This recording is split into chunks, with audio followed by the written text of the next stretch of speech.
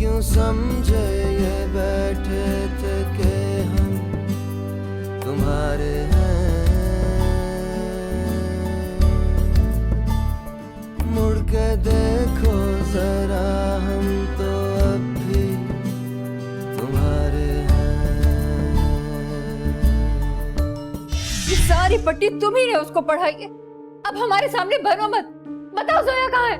क्या कह रही हैं आप? खैरियत तो है? सोया घर में नहीं है, भाग गई है वो। लेकिन वो हमारे माँ बाप हैं, वक्त के साथ साथ हमें माफ कर देंगे। Don't you worry. जैसे तुमने उनकी लड़की को अगवा किया हो। आपको पता नहीं है कि वो लोग उस दिन कितने परेशान थे? उनकी ज्यादा तरफदारी करने की जरूरत नहीं है, और मैंने तुम्हारी माँ को भी समझा दिया है कि उन लोगों से जरा दूर रहें। मुड़ के देखो जरा हम तो अब भी तुम्हारे हैं।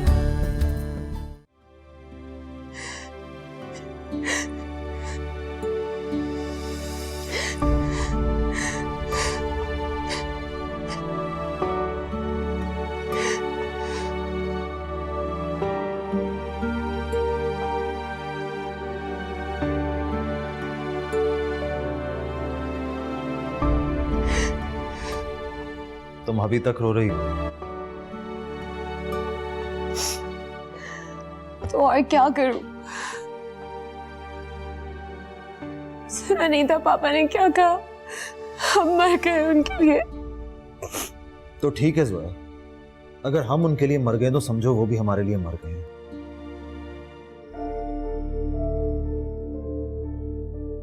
मैं उन्हें वहां पे समझाने गया था, माफी मांगने गया था, लेकिन तुमने देखा उन्होंने किस बदतमीजी से मेरा गिरबान पकड़ा। ये क्या तरीका है? वो गुस्से में थे। उनको मेरे सामने डिफेंड नहीं करो। अगर उनका ईगो इतना ही बड़ा है तो वो उन्हीं को प्यारा है। I don't care.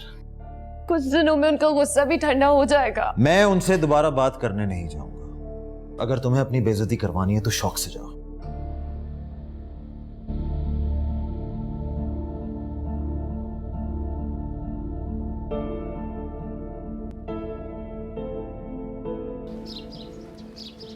रयान, तुम्हें उसे कुछ वक्त देना चाहिए, वो पहले ही बहुत डिस्टर्ब्ड है। वो डिस्टर्ब्ड है?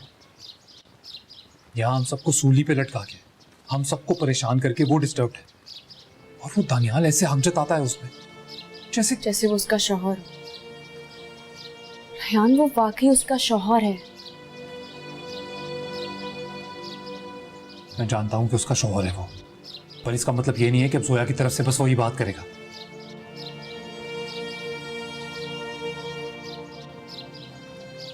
देखो, जैसे तुमने मुझे बताया कि सिचुएशन बिल्कुल ठीक नहीं थी, तुम्हें उस वक्त बात नहीं करनी चाहिए थी। वो वक्त ठीक नहीं था बात करने के लिए। तुम्हें जोया को स्पेस देना चाहिए। पता है, जब इसे ढूंढ रहा था ना, तो बार बार दिल में बस एक ही ख्याल आता था, एक ही दुआ मांग रहा था मैं, कि कहीं उसने निकाह ना कर लिया हो।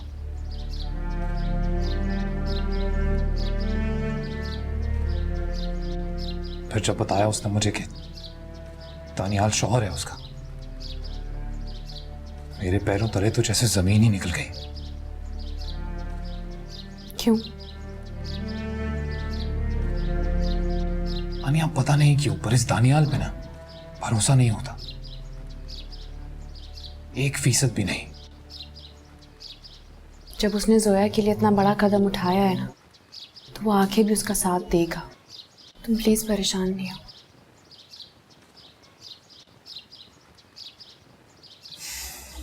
पता नहीं, मुझे तो अभी कुछ भी सही नहीं लग रहा, कुछ भी नहीं।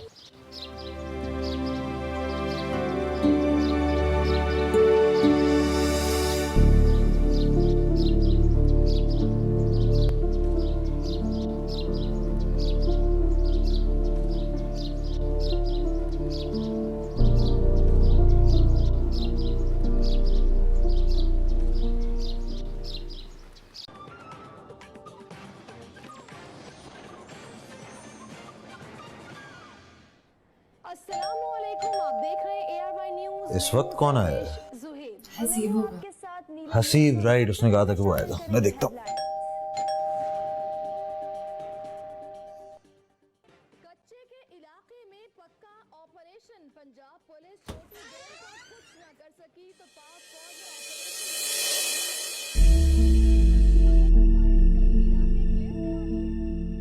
अंदर आने को नहीं कहोगे? जी जी, व्हाई नॉट। आप आए ना अंदर।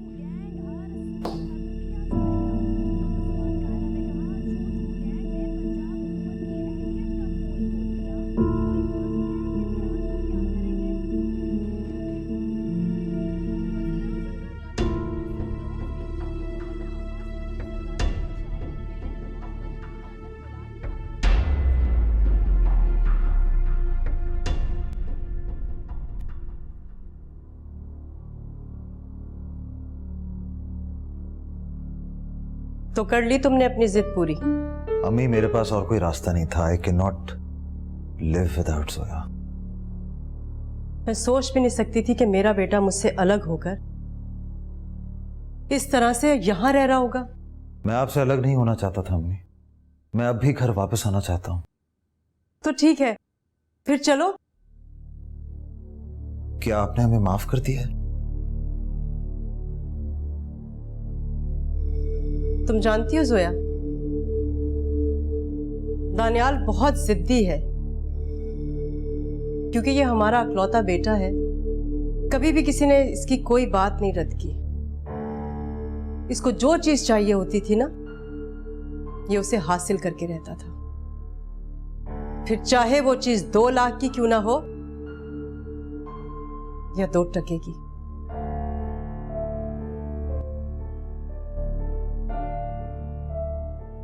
और हां, एक बात और बताती हूं इसके बारे में, कि जिस चीज को बहुत जिद से हासिल करता था ना, रो पीट के, उसी चीज से इसका दिल बहुत जल्दी भर भी जाता था। तुम्हें ज्यादा इतराने की जरूरत नहीं है, क्योंकि तुम्हारी औकात भी उस खिलौने से ज्यादा नहीं है। बस करें अम्मी। जोया मेरी बीवी है। चाहे आपको अच्छा लगे या बुरा लगे, आपको इसे वो इज्जत देनी पड़ेगी। इज्जत? वो भी उस लड़की को जो अपने खानदान की इज्जत को एक लम्हे में उछालकर यहां आ गई हो। मैं उसे इज्जत दूंगी? मैं इसे अपने घर की बहू तस्लीम नहीं करती। बस बहुत हो गया ये तमाशा। खत्म करो सब कुछ और मेरे साथ घर चलो। मेरा घर यही है।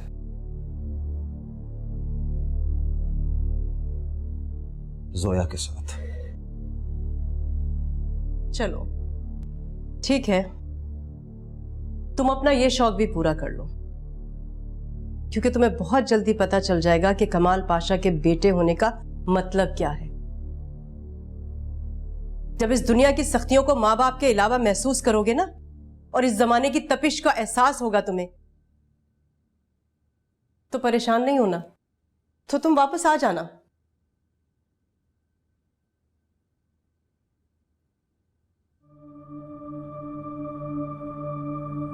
लेकिन अकेले वापस आना।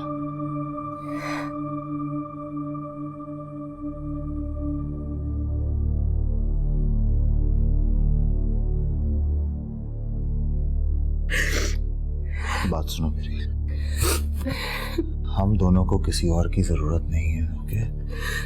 हम दोनों एक दूसरे के लिए काफी हैं। उनकी बातों को भूल जाओ। बस बस बस बस।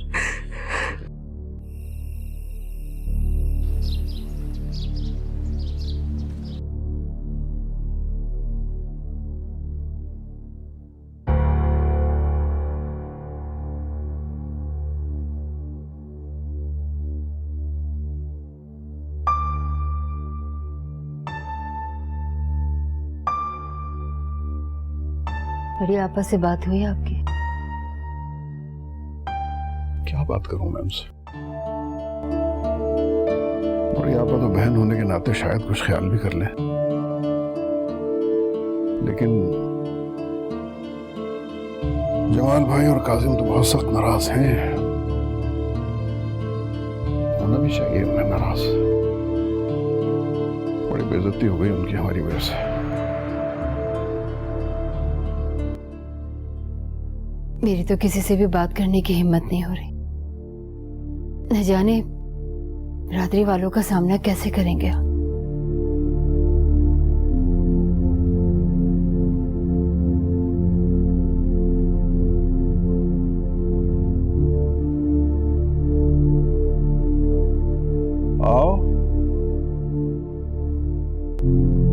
सामने को मक वालेकुम सलाम बेटा। वालेकुम सलाम।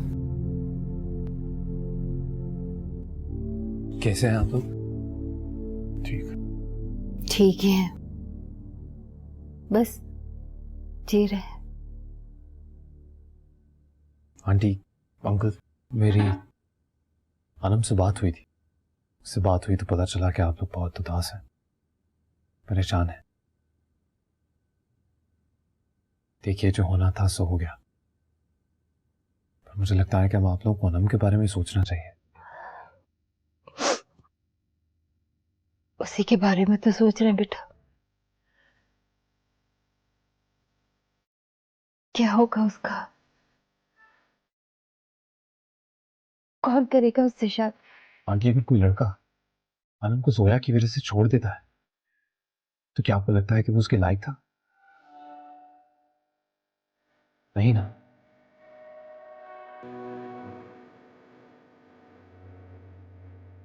देखिए, मैं आप लोगों का दुख समझ सकता हूं, लेकिन आप लोगों को अनम को तो इस गिल्ट प्रेशर से दूर रखना चाहिए।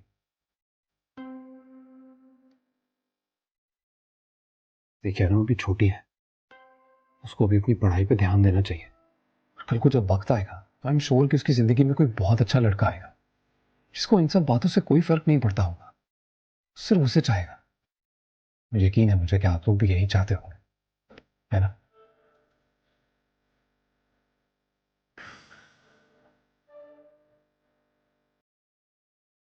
अंकल, वक्त के साथ सब ठीक हो ही जाता है, यहां भी हो जाए। देखिए, अगर आप लोगों को कभी भी कुछ भी चाहिए हो, कोई भी जरूरत हो, तो बेटा समझ के बेझिझक मुझे याद कर लीजिएगा। थैंक यू बेटा। अपना ख्याल रखिएगा। खुदा हाफिज। खुदा हाफिज।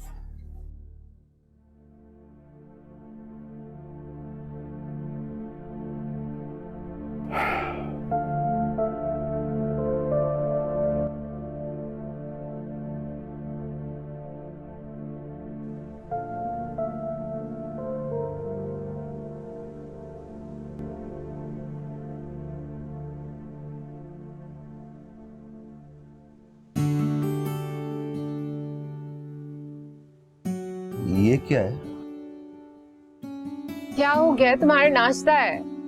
इंटरव्यू के लिए बगैर कुछ खाए हुए जाओगे तो दिमाग कैसे चलेगा? हाँ वो तो सही है, लेकिन जले हुए टोस्ट और वो अंडे की जर्दी टूटी हुई। तो मुंह में जाकर भी तो टूटनी है ना। अच्छा, अब इतने बच्चे मत बनो, चलो।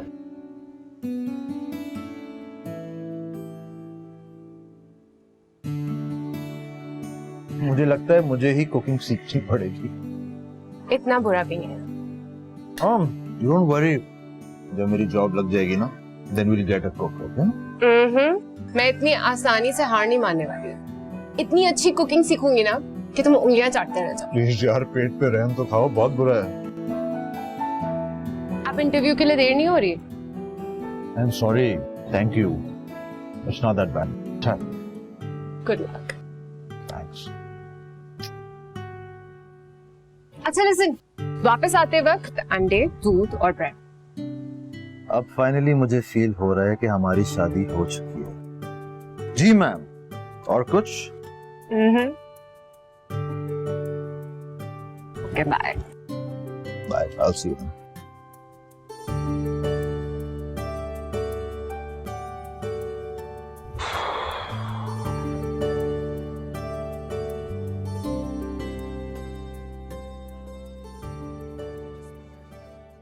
जॉब कैसी जा रही है? कैसी जा सकती है? Boring, in fact super boring. तो किस तरह की जॉब पसंद है आपको? उस तरह की जिसमें मेरी बात की वैल्यू और हम सब मिलके कंपनी को बड़ा बनाएं। तो ये सब कुछ यहाँ पे भी हो सकता है ना? नहीं, यहाँ पर ऐसा नहीं हो सकता। जो बड़ी बड़ी कंपनीज होती हैं ना, यहाँ पर बहुत पॉलिटिक्स होती है। कहने को तो सबकी बात सुनते हैं, फिर एंड में करते वही हैं जो सेठ साहब बोल देते हैं। हम सब बस डमीज है, बोलते रहते हैं पर सुनेगा कोई नहीं। लेकिन फिलहाल ये जॉब करते रहना प्लीज, क्योंकि जब घर आओगे रिश्ता लेकर डैड पूछेंगे कि लड़का क्या करता है तो मैं क्या कहूंगी, वो बेरोजगार है। यार तुम ना अपने मॉम डैड की और मेरी पहली मीटिंग को लेके एकदम बेफिक्र हो जाओ। उनको तो ऐसा इम्प्रेस करूंगा ना मैं कि तुम तो बस देखती रह जाओगी। अच्छा, पता है क्या, मेरा बाहर से रिश्ता आया था, लड़का सर्जन है।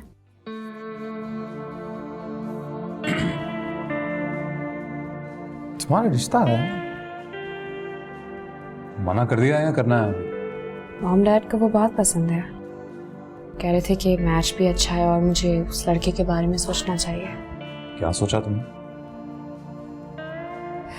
तुम तो हमारे फ्यूचर के बारे में कुछ सोचते ही नहीं, तो मैंने सोचा कि ऑप्शन बी भी होना चाहिए ना लाइफ में। Are you serious? Are you?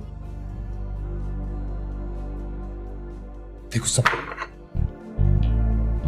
सबसे पहले तो तुम जाके अपने माँ बाप को ये समझा दो कि वो उस डॉक्टर को समझा दें कि वो अपना वक्त जाया करना बंद कर दे, क्योंकि तुम्हारी शादी अगर किसी से भी होनी है तो सिर्फ और सिर्फ मुझसे, बस।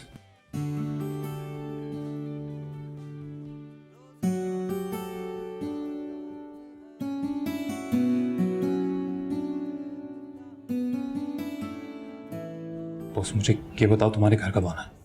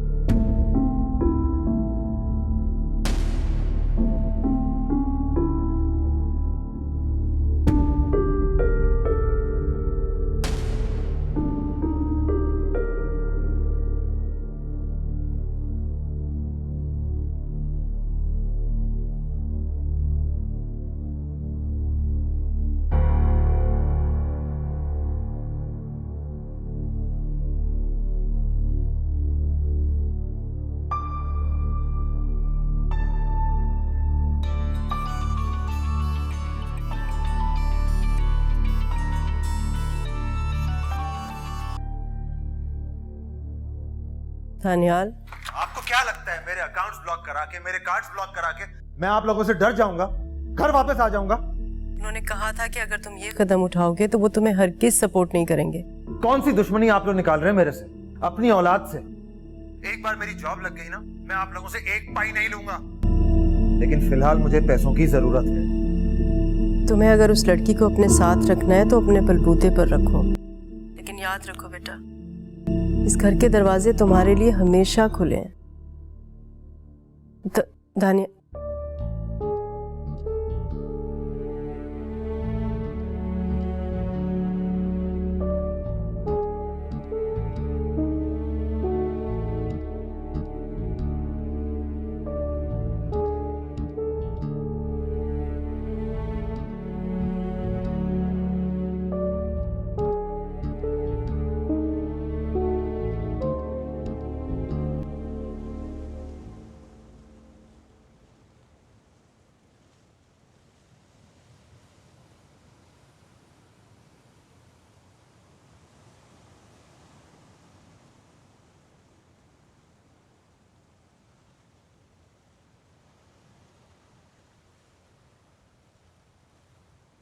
I just can't believe it कि मुझे जॉब नहीं मिली।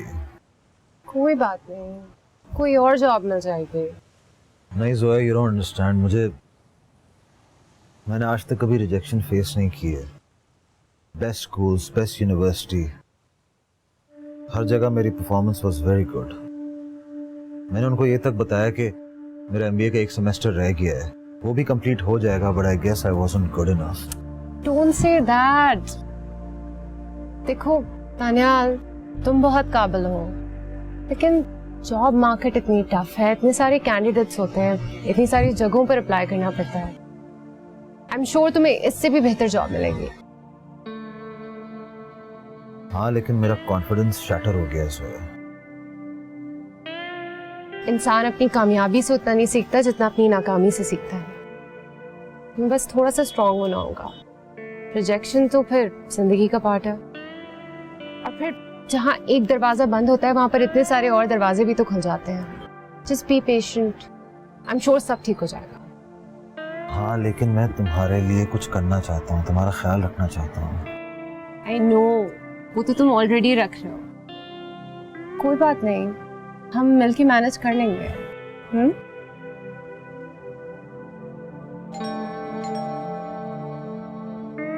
मैं देखता हूँ। ये लो, डाल लो अपनी कीमत।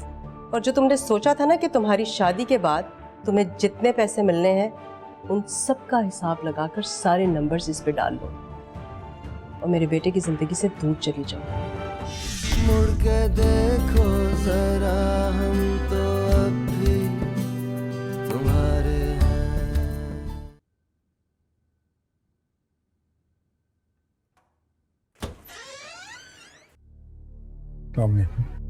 वालेकुम सलाम, जहान से आप?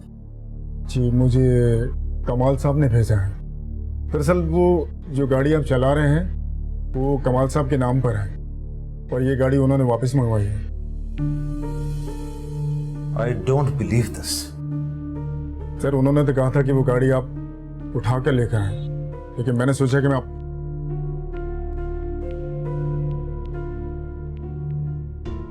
नहीं चाहिए मुझे उनकी दी हुई कोई भी चीज, और आप उनसे कह दीजिएगा उन्होंने मुझे खुद अपने आप से बहुत दूर कर दिया है, खो दिया अपने बेटे को हमेशा हमेशा के लिए। अब जाइए आप यहां से।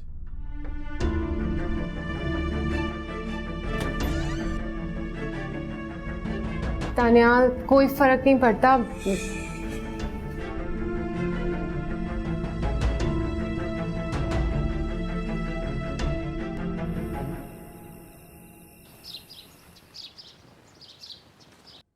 अम्मी अबू से बात की थी मैंने तुम्हारे बारे में। रियली? तो फिर? वो चाहते हैं कि मैं उस अमेरिका वाले डॉक्टर से शादी करूं। ये कहा उन्होंने? क्यों? तुमने बताया नहीं कि तुम प्यार करती हो मुझसे? बताया था मैंने, मगर उन्होंने कहा कि मोहब्बत से तो पेट भरेगा नहीं, और वैसे भी उन्हें लगता है कि तुम अभी स्टेबल नहीं हो, तुम्हें बहुत टाइम लगेगा। वो जो डॉक्टर है ना, वो बहुत अच्छा कमाते हैं। लिसन यार अनिया, मैं प्रॉमिस यू, मैं टिक के काम करूंगा, जॉब भी नहीं छोड़ूंगा।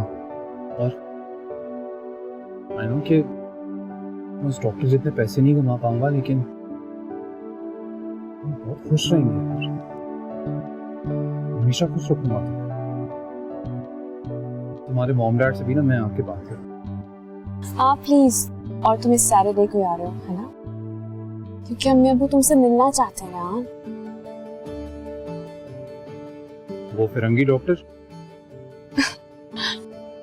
मैं मजाक कर रही थी, तंग कर रही थी तुम्हें। मजाक कर रही थी? पागल हो तुम क्या? मेरी जान निकल जाती है यार अभी। तुम चाहे मेरे साथ जितना ही मजाक कर, मैंने मजाक किया तो इतना नाराज हो रहे हो, क्या हो गया? Relax. Listen, I am sorry मैं तुम्हें तंग करता हूँ, पर इसका मतलब ये नहीं है कि तुम। आई एम सॉरी, मजाक कर रही थी। मैं जितना तंग करता हूँ ना, मैं तुम्हें उससे कई ज्यादा प्यार करता हूँ। तुम्हें खोने का सोच भी नहीं सकता। अरे तुम साले होने का ख्याल भी जान ले लेता है मेरे। कभी छोड़ के तो नहीं जाओगी ना मुझे? पक्का? डन? नहीं जाऊंगी। हंसो मत, मैं सीरियस हूँ।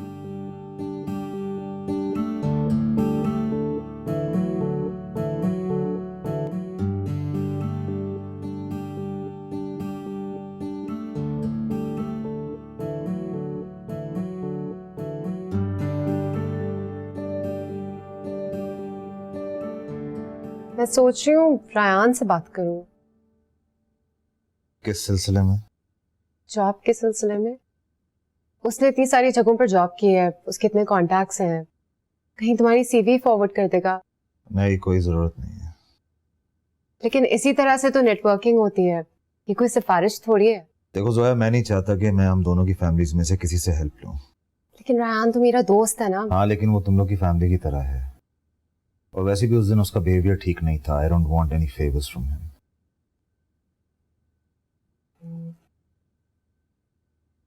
मैं भी जॉब के लिए अप्लाई कर दूं?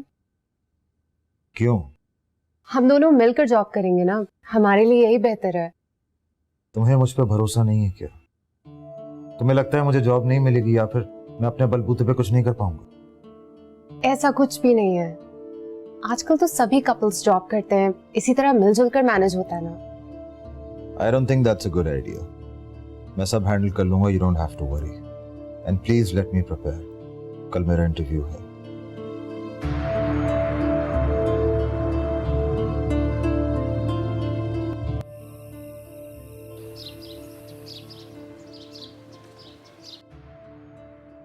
अगले हफ्ते हैदर की शादी है।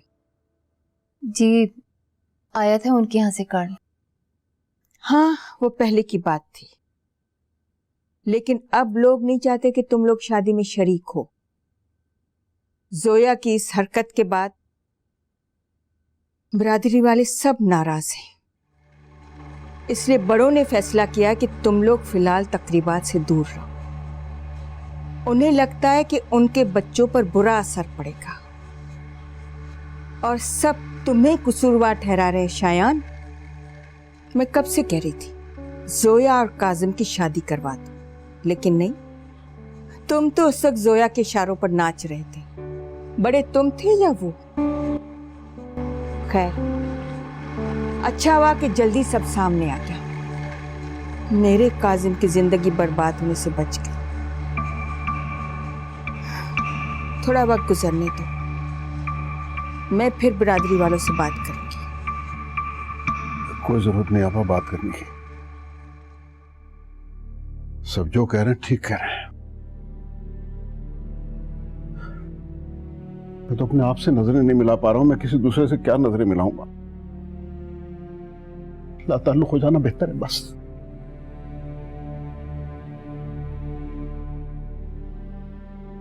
मैं कब से समझा रही थी, उस वक्त मेरी बात सुन लेते तो आज ये दिन न देखना पड़ता।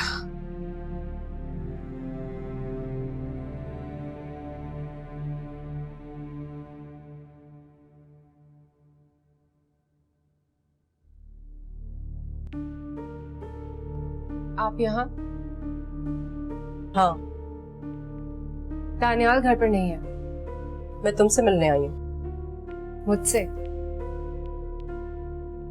अंदर है।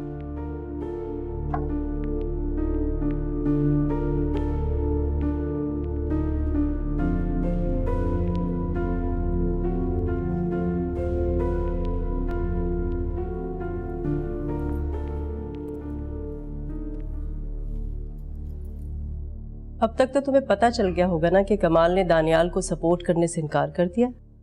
जी, जानती हूँ। अब तक तो तुम ये भी जान गई होगी ना कि वो दौलत जो दानियाल को शादी के बाद मिलनी थी, वो उस वक्त तक नहीं मिल सकती जब तक कि तुम उसके साथ हो। हमें आप लोगों से कुछ भी नहीं चाहिए, हम अपनी दुनिया खुद बनाएंगे। ख्याल बहुत अच्छा है, मगर काफी फिल्मी है। हम इसे हकीकत बनाकर दिखाएंगे। मैं दानियाल को बहुत अच्छी तरह से जानती हूँ। वो जज्बात में आके फैसले कर लेता है, मगर उन फैसलों को अंजाम तक पहुंचाने की हिम्मत नहीं रखता वो। तो फिर शायद आप उसे उतनी अच्छी तरह से नहीं जानती जितना मैं जानती। तुम्हें क्या लगता है कि दानियाल ये मिडिल क्लास जिंदगी गुजार लेगा? तुम्हें इन सब चीजों की आदत होगी, मगर उसे इस तरह से रहने की बिल्कुल आदत नहीं है। ये बिजली का ना होना, पानी ना होना, बसों में ट्रैवल करना, वो ये सब कुछ हैंडल नहीं कर सकता। वो ये सब कुछ ऑलरेडी हैंडल कर रहा है। दानियाल हमारा इकलौता बेटा है, ये सारा बिजनेस उसी के लिए सेट किया गया था। तुम्हें उसके फ्यूचर की बिल्कुल भी परवाह नहीं है। तुम क्या चाहती हो? क्या चाहती हो तुम कि वो ये 2 टके की नौकरी करता रहे सारी जिंदगी? उसका ख्वाब था अपने बाप के साथ मिलकर इस बिजनेस को आगे बढ़ाना, जो कि सब कुछ खत्म हो गया तुम्हारी वजह से। मैं कभी भी दानियाल को आप लोगों से अलग करना नहीं चाहती थी। ये उसका अपना फैसला है। ये फैसला उसने तुम्हारी वजह से किया है। क्या तुम्हें नजर नहीं आ रहा कि तुम उसके लायक नहीं हो? उसकी जिंदगी से दूर चली जाओ, छोड़ दो उसे, यही बेहतर है उसके फ्यूचर के लिए। आपके यहाँ आने का बहुत शुक्रिया। अब आप यहाँ से जा सकती हैं। मैं जानती थी, मुझे मालूम था कि तुम ऐसे नहीं मानोगी। ये लो, डाल लो अपनी कीमत। और जो तुमने सोचा था ना कि तुम्हारी शादी के बाद तुम्हें जितने पैसे मिलने हैं, उन सब का हिसाब लगाकर सारे नंबर्स इस पे डाल लो और मेरे बेटे की जिंदगी से दूर चली जाओ। यही बेहतर है तुम्हारे लिए, बल्कि उसके लिए भी, तुम दोनों के फ्यूचर के लिए यही बेहतर है। ये लो, लिखो इस पर। आप पर तरस आ रहा है मुझे इस वक्त। आपको क्या लगता है हर रिश्ते पर एक प्राइस टैग लगा होता है? मेरे और दानियाल के रिश्ते की कीमत आपको इस चेकबुक में नहीं मिलेगी, क्योंकि वो अनमोल है। जवाब मिल गया आपको, अब आप जा सकती हैं।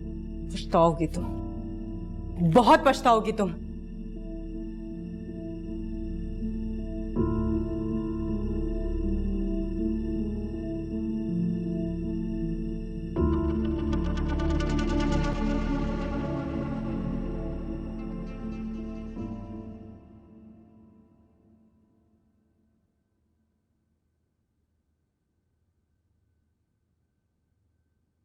बेटा जूस लो ना। जी सर। बेटा तुम आराम से तो बैठो। तुम्हें इस तरह बैठा देखकर मेरी कमर में दर्द हो रहा है। इजी हो जाओ, रिलैक्स प्लीज।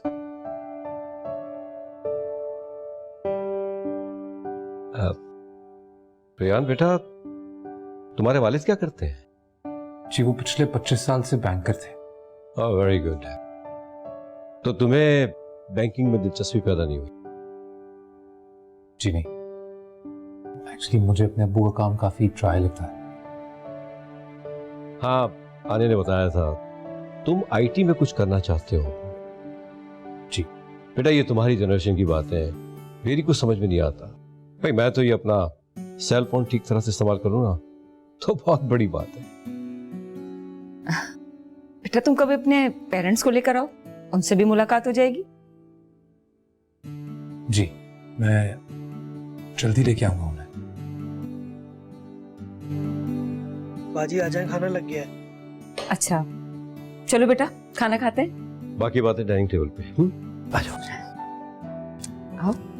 अच्छा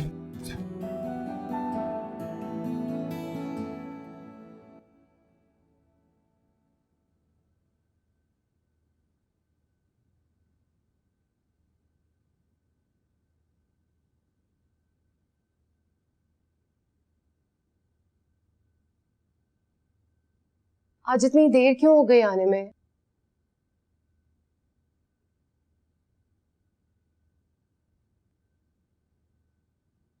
एक दिन में 3 जॉब इंटरव्यूज थे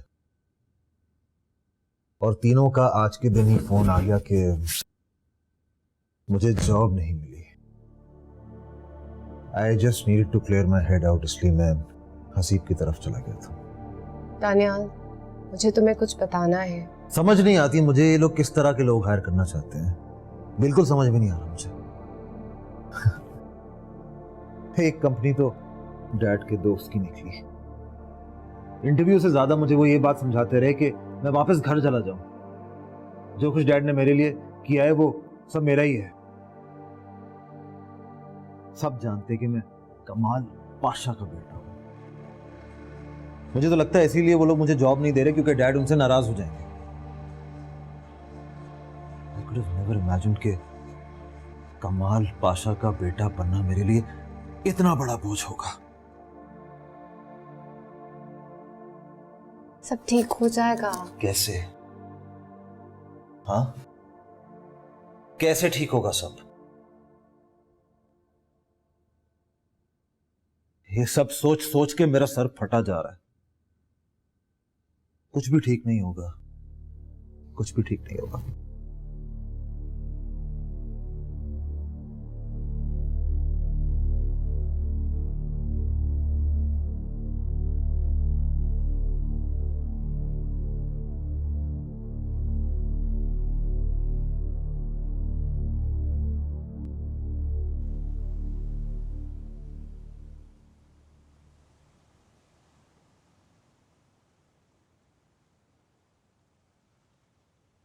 आई होप तुम्हारे पेरेंट्स को मैं पसंद आ जाऊं। किसी मैंने कोई उल्टी पुल्टी बात तो नहीं की ना अंदर? नहीं, मैं यही तो सोच के हैरान हो रही थी कि आज तुमने कोई उल्टी सीधी बात नहीं की। एक बात बता। मैं भी।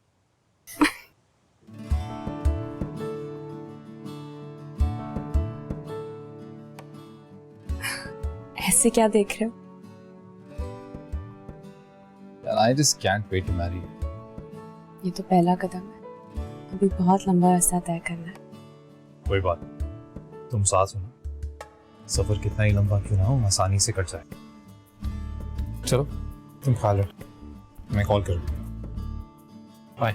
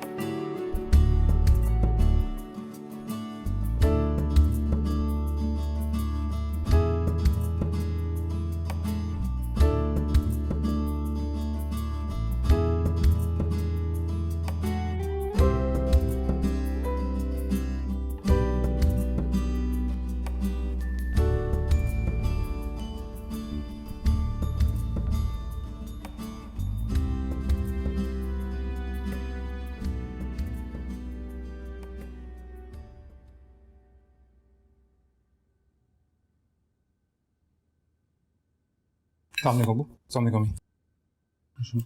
9 बज चुके हैं, तुम्हारी वही हरकतें फिर से शुरू हो गई। क्या हरकतें? 9:30 बजे तक ऑफिस पहुंचना होता है, अभी टाइम है। तो जरूरी है कि 9:30 बजे ही पहुंचा जाए? 9 बजे जाना चाहिए और फवाद की नजरों में रहो। मैं मैनेज कर लूंगा। हाँ, देख रहे हैं हम अब तक कैसे मैनेज कर रहे हो तुम। जाओ रास्ते में खा लेना, तुम्हें देर होगी। खुदा हाफिज। अपने बेटे को जरा टिका के नाश्ता कराया करो, अंडे पराठे लस्सी वगैरह। 10 साढ़े 10 बजे भी दफ्तर जाए, कोई हर्ज ही नहीं है। चला गया ना? तमाशा लगाया हुआ है। अम्मी मैं 4:30 बजे तक आ जाऊंगी। ठीक है बेटा, अपने पापा को कॉल कर देना, वो तुम्हें आके पिक कर लेंगे। ठीक है।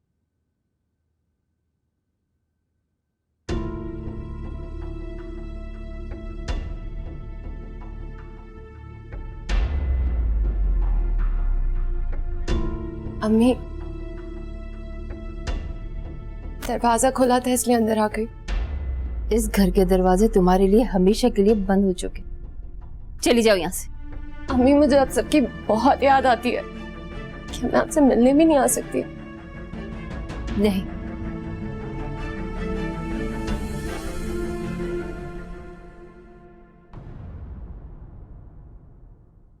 मुड़ के देखो जरा, हम तो अब भी तुम्हारे हैं। हमारी फाइनेंशियल सिचुएशन उसके साथ डिस्कस करना तुम्हें आम सी बात लगती है?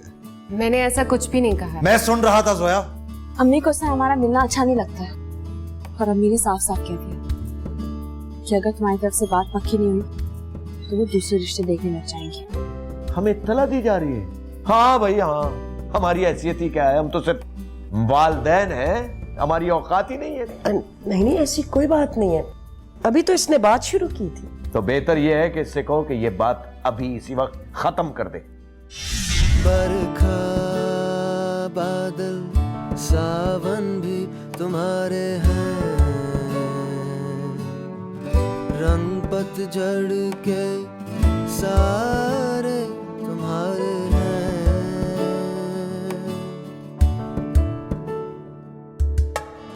जाने क्यों कब कैसे बने अजनबी ऐसे, जाने क्यों कब कैसे हुई बेरुखी ऐसे, क्यों ज़मीं फिसले जाए है पैरों तले।